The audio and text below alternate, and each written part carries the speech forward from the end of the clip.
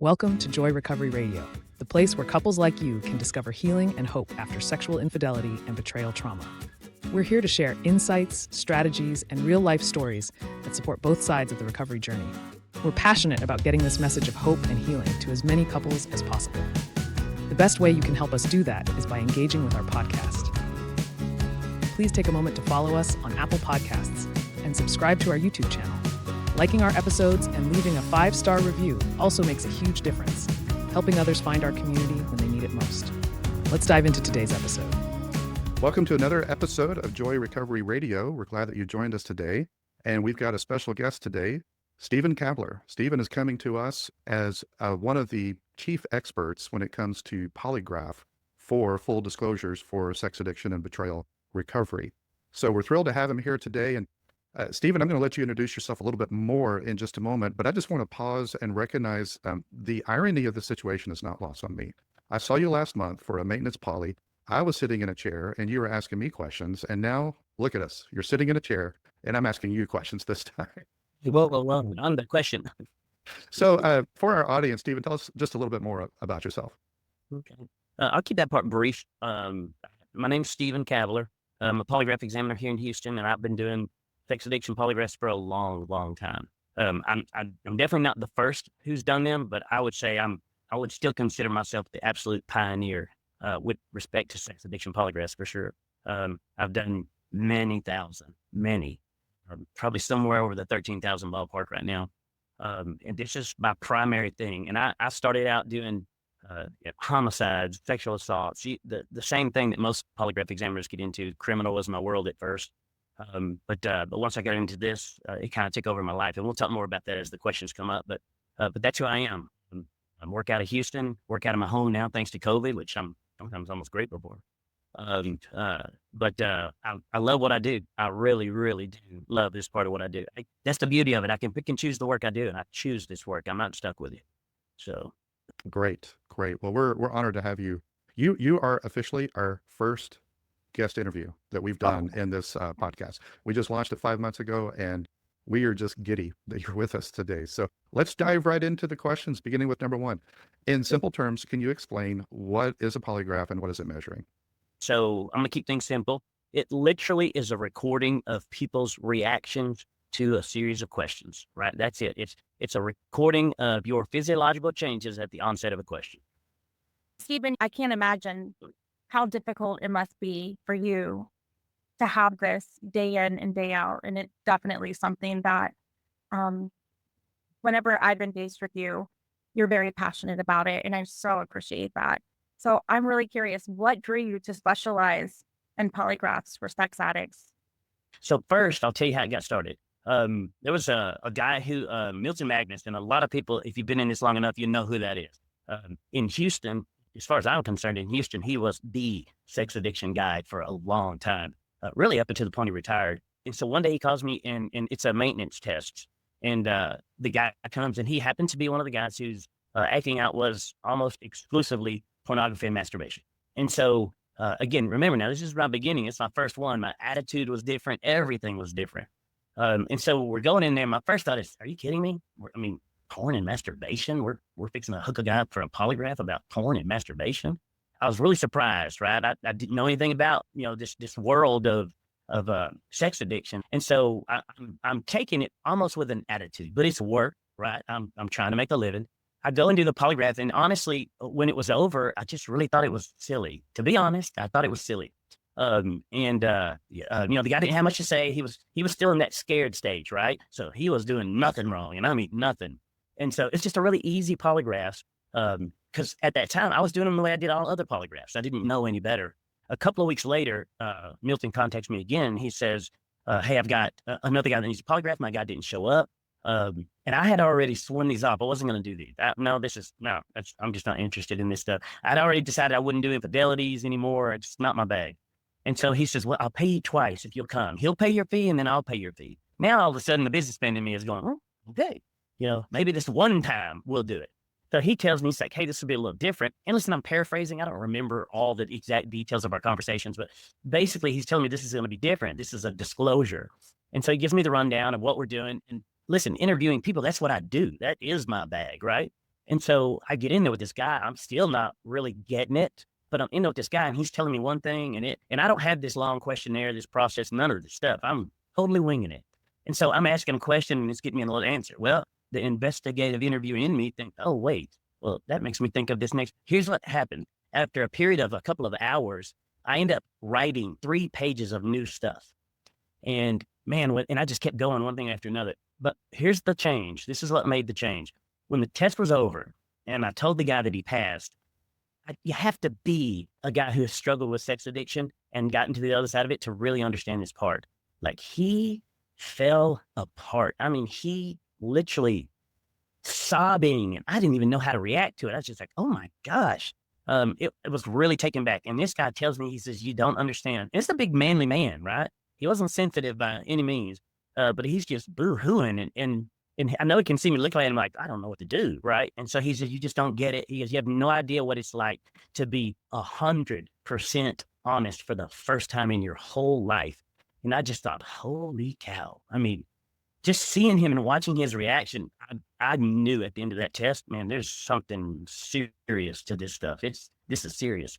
I didn't at that time make my mind up to start doing them, but I really knew that first encounter, that wasn't the real deal, but this was. And that first encounter would become the real deal once I understood everything. But man, I was blown away by it. I was just blown away by just how much it just like controlled his whole life and his feelings and emotions. I mean, just everything. And to see him floored, like he'd just been hit with a truck, afterwards, it just, the only right words I can tell you is that it really moved me. I did not at the time understand how far it would move me, but, and so I continued, Milton started to call me and I started doing them regular for him. And then I ended up moving over there in his area, because he would walk them down to me, 3, 4 a week. And so I became very familiar with the process, and man, instantaneously, I had a heart for the guys. Like I just, early on, I didn't really even truly understand, the partner's trauma. I just knew this guy this could have this much effect on him, and be so controlling. Anyway, it was the beginning and it would grow and turn into, a lifetime of understanding and compassion and so I have really become a cheerleader for the wife. I think that just kind of naturally happens as you get into it, right? When she may not be in that room, but I'm in that room for her, and so that's the important thing for me is for all the wives that get involved. I can't give you every single thing you want, but I have your back. I am your representative in that room. People talk about statistics a lot. You in my world, if you don't fail a lot of people, you get a bad reputation really, really quickly. I've always been frustrated with that. I would think we would work harder at being able to get people to a place where they can pass a polygraph, i.e. tell the truth. But here's the most significant difference. Why are my pass rates really high in sex addiction, but not so much in the criminal world? I can tell you, it's the very reason that I am passionate about one and don't really care for the other. Every guy who is a criminal, who is coming to take a criminal polygraph, if his whole goal is to beat me, not to come clean and tell the truth, right? Because his truth is probably going to send him to prison, right? Or there's at least a good chance. And so they're fighting me the whole way. But the sex addiction, that's a whole nother ballgame. Yes, I think almost every guy originally is fighting the process. Almost every single, nobody, you tell a guy polygraph early stages of this process and he's freaking out. And he's like, you're out of your mind. It takes a little while sometimes to come to that place where you got a decision to make. And that decision is simple. You love her enough or you don't. And she's worth it or she's not. And if those two things are a yes, you got some real choices to start making quickly. And polygraph is one of them. And so, so these guys come here. By the time they get here, most of them has just given in to the process, right? Most of them just want the healing to start and they get it. By the time they get there, they get it. They don't want to, but they're going to have to get through this and come clean so that the grieving can start and all this can be put behind them at whatever pace that happens in their life, right? But it can't start until we get past this. I'm going to guess, but I'll be in a ballpark, okay? Because I've never kept that information handy. I have probably had, out of the 13,000-ish, 750 people maybe at some stage in this have failed the polygraphs. Here's what I can tell you. I have had 4 that I can think of, and I won't forget these people. I have 4 that didn't come back and say, here's all the information I need to pass. If I'd have given you this day one, I'd have been passing then. Every single person comes back. So 2 of the people that did not give me information, to my face told me, I will rather be divorced than tell you what I have to tell you in order to pass this test. And so there was no point in doing another. One of them is no longer with us, and I'll leave that alone. And I don't know what happened to the other guy. And so those are incredible odds. I mean, they're just incredible. Here's what I'm saying. If you fail, there's a way to pass, but you're going to have to come clean. Trust me, everybody wants to get an attitude at first. Oh, this don't work. I don't tolerate that. Hit the road. You got a choice. We're either going to work on getting the truth out and we're going to pass, or you're going to go. It's just that simple. I can't want it more than you want it. That's the bottom line.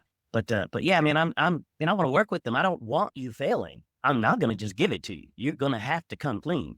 But man, I'll work with you. You should see the time that it takes to work with a guy who starts out with an I don't know. And by the time we're finished, we just get a ton of information. Granted, these are his best guesses, but we're pulling in answers where there was a nothing before, and answers that cover a good span of time. And so they know that I'm on their side. I'm not against them. I completely resonated with your story about that. I think guy number 2 that you did the poly for, and he ended up just having a breakdown there in your office. I know that I was terrified the first time 3 years ago that I went to go see you. Yeah. And between your questions, which were somewhere around 100, and Jacqueline's questions, which were around 300, I spent 6 weeks on an 87-page document. The first time I had ever detailed in granular detail all the behaviors that I engaged in, and all the sin, and all the money, and everything. I mean, there were charts, there were spreadsheets. I mean, I decided to just go all in. But what was terrifying was knowing that I'm leaving what felt like my future and my faith into the hands of a process and a person that I don't understand and I don't know. And so it's a very disempowering feeling. And you put me right at ease. You made it very clear that you were an advocate for both Jacqueline and me. And basically what you said to me was, my goal here is for you to pass today, and I'm going to work with you as best I can. If you come clean, you will pass. If you leave something out, you will not pass. And I remember driving that 4-hour drive home with tears in my eyes. And what the gift to Jacqueline and I was, yes, I knew that I had told the truth, but I needed her to know that I told the truth. And I didn't know how to give her that reassurance without the stamp of a polygraph technician that says there is no deception. This person passed. So we would not be here. We would not be together. We wouldn't be having this conversation today if it wasn't for the service that you provide. So we were directly blessed by what you do, and we're forever grateful for it. At joyrecovery.com, we offer personalized recovery coaching to help you move from pain to purpose. We also provide supportive groups where you can connect with others who truly understand. So, whether you're battling addiction, healing from betrayal, or rebuilding a brand new relationship, you're not alone. We can help. Go to joy-recovery.com today. We've talked about full disclosure. Let's elaborate a little bit more. What does that mean? Full disclosure, in your opinion, and how does poly play a role in that? Okay, yeah. Full disclosure to me is just that, right? That means, and listen, for the most part, I do this only one way. That's full. Full means full. Every year of your life. A lot of guys, the first time that they'll act out sexually would be the first time they come across something pornographic. And whatever that is for them, right? For one guy, maybe it's just he gets obsessed with the Sears and Roebuck's catalog, right? For another kid, he's 7 years old and finds a porn magazine in the woods. But for almost every one of these guys, you find early on that, man, this starts way early in their childhood. But we cover all of that. We cover it. And no guy could sit and actually tell me how many times he's looked at pornography and how many times he's masturbated. But I'll tell you what I won't accept. I do not accept, and I don't know. It's just not going to happen. We don't know exactly, but we do know a lot. And so we talk about the a lot part, right? We can just start talking about it and deduce from certain things that you do remember in your life what the habitual nature of it was like. So we can still give your wife an idea of what the activity was like for you, right? And I don't know tells her nothing. But even if you're not perfectly accurate, as you piece that together and give her some ideas, it gives her what she needs, an idea of what it was like, an idea of where all this came from, how it all started.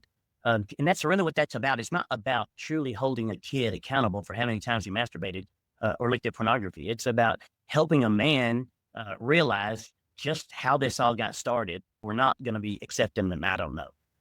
So, uh, so yeah, that's full disclosure. I mean, from birth until the day you show up at my office, any and all sexual things that you engaged in, we're going to be talking about it. But we're going to put the effort into it. And if you're unwilling to do that, I don't know why you're even doing this at all, right? I have to tell guys frequently, right? Like the effort you put into that questionnaire should represent the effort you're willing to put into your marriage. I totally agree.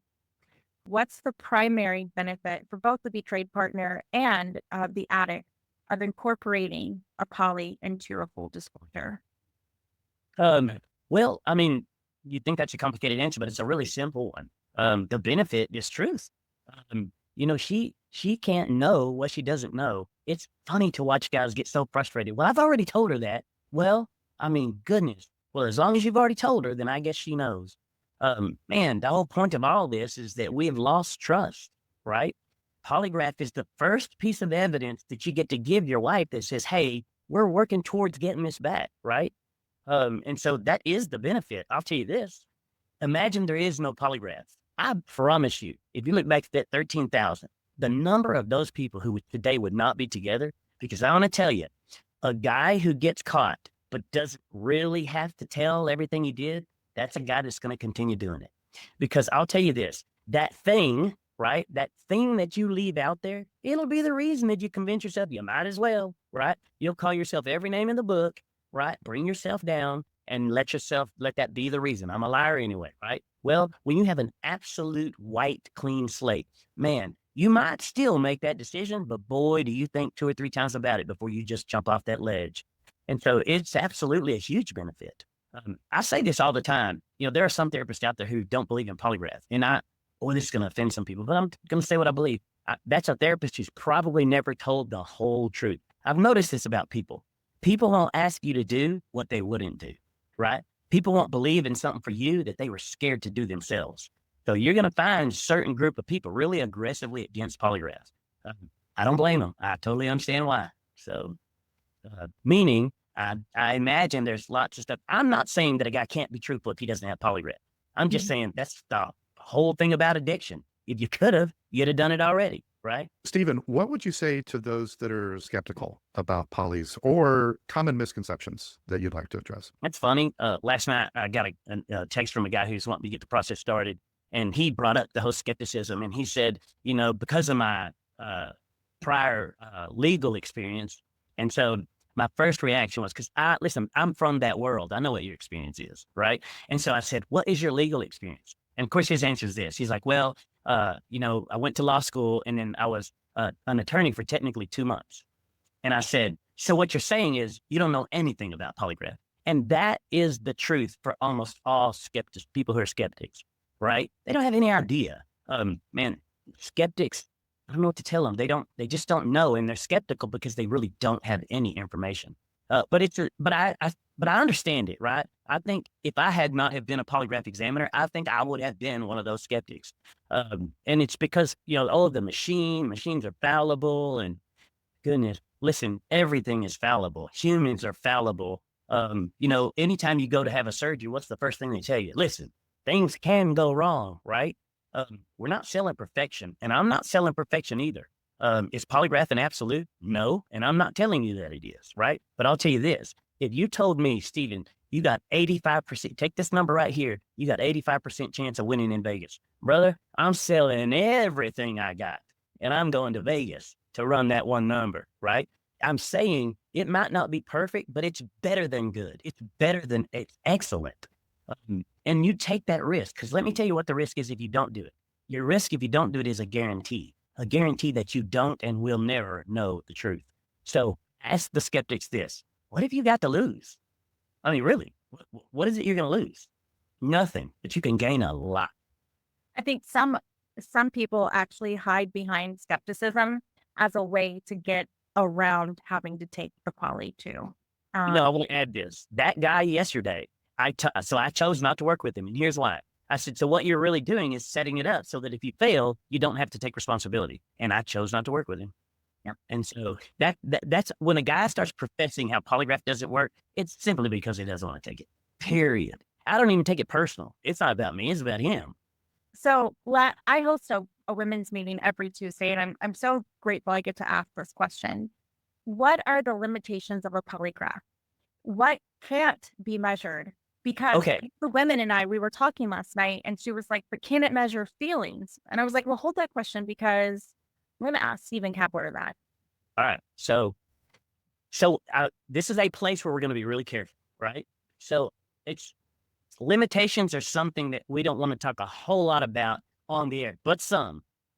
So I want to address some of the more common that every guy knows about. Yeah, I can't do thoughts and feelings and emotions and why, all this stuff, right? It's got to be the act, right? He did this. He engaged in this. He said these words. Right? And so, yeah, it can't be something that's essentially in his head only. And so outside of that, I'm going to confine this conversation to that part, to the what's in his head. Okay. If it's in his head only, that's a really good rule of thumb to use. So the typical ones I get, do you love me? Did you love her? Fantasy is another big one, right? It's all in his head. Now, hear me say this. I'm not denying how important those things are. So first and foremost, let me say this. Every single woman that I deal with, man, she's struggling. She is suffering from trauma. This is not a small thing. This is probably the biggest thing that's happened in almost all of their lives, right? Certainly the most traumatic by a lot, probably. So it's hard to say, hey, there's all these rules. I need you to know them. There's a specific email I send to the wives that details what I can and can't ask. And man, they really need to visit that kind of throughout the process rather than just at the first, because by the time the end comes, they were worried about so much more important things than struggling to get this. They just don't remember all this stuff. I will not break a single rule, period. I've had people say, well, my last polygraph, great. If he did, I'm not jumping off a cliff if he jumps either, right? I'm following the rules, and I do. I follow the rules to the letter. If a guy says he can do it for you, by all means, go and see that guy because he can't. He'll take your money, and he'll give you a piece of paper that says probably whatever he thinks you want it to say. But if you follow the rules, and here's the big thing about it, when you violate the rules, you start immediately messing with your accuracy. Every single rule we have is about accuracy. And so there is not one that is less significant than another. Any one of them violated decreases your accuracy. And so it really is a big deal. It's really important. Trust me, lady, I want to ask whatever your heart desires. You deserve it, but I can't. Gotta follow the rules, right? Let me say, there's so much we can't do that absolutely matters for your marriage being successful, right? That's why polygraph is a tool. It's a tool, not the tool, right? This concludes part 1 of our interview on disclosure polygraphs. Join us next time for part 2 of our interview as Stephen explains the step-by-step role of the addict and the betrayed partner in the polygraph process. That wraps up another episode of Joy Recovery Radio. We hope our conversation today brought you clarity, comfort, or a new perspective on your journey. Remember, healing is possible, and you don't have to walk this path alone. To learn more about how we can support you, visit us at joy-recovery.com.